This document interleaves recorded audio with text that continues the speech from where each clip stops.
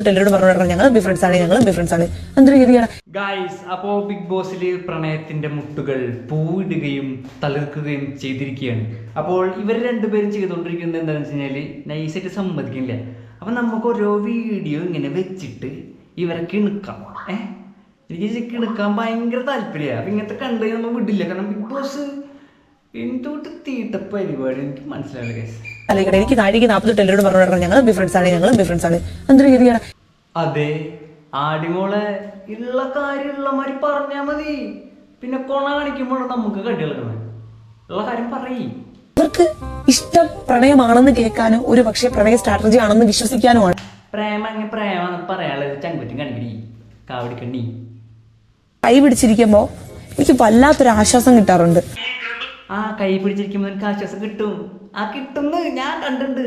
കൈ പിടിച്ച് കിസ് കൊടുത്ത സൗഖ്യം കിടക്കും.